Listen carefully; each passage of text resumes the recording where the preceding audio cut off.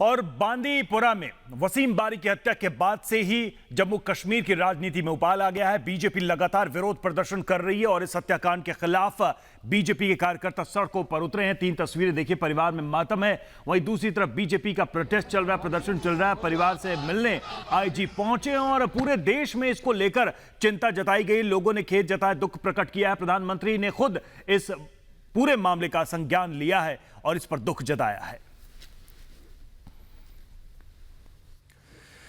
और इस बीच जम्मू कश्मीर के बांदीपुरा में बीजेपी नेता वसीम बारी की हत्या कर दी गई। उनके पिता और भाई को भी आतंकवादियों ने गोली मार दी। खुद प्रधानमंत्री नरेंद्र मोदी ने हालात की जानकारी ली है।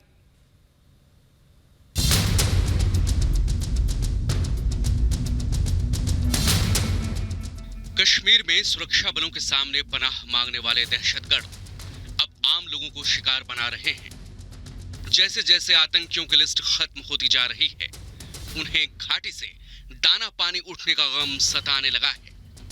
इसलिए अब आतंक के ये पनाहगार आम लोगों की हत्या कर दहशत की दुकान चलाना चाहते हैं। इसी कड़ी में आतंकियों ने जम्मू कश्मीर के बांदीपोरा में बीजेपी नेता वसीम बारी की गोली मारकर हत्या कर दी।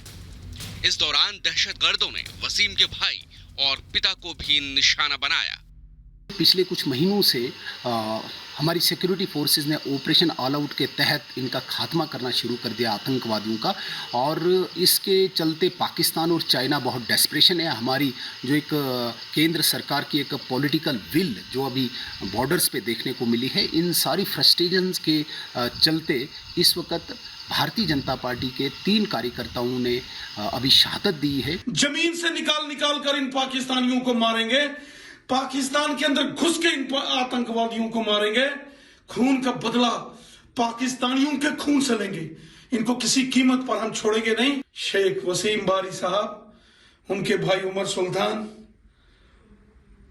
और उनके पिताजी की इस शहादत को सैल्यूट करता है पूरा हिंदुस्तान। वसीम अहमद रात करीब 9 बजे जब दुकान पर थे, उसी दौरान आतंकवादियों ने उन पर हमला कर दिया।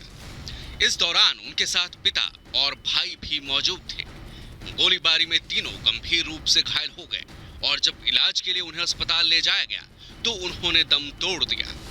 तीनों की जो पोस्टमार्टम और जो एग्जामिनेशन होता है वो कंप्लीट हुआ है। हमारी डॉक्टर साहबान ने वो सारा फॉर्मेलिटीज कंप्लीट की है और उनका जो बाकी होता है लीगल फॉर्मेलिटीज वो भी कंप्लीट हुई है।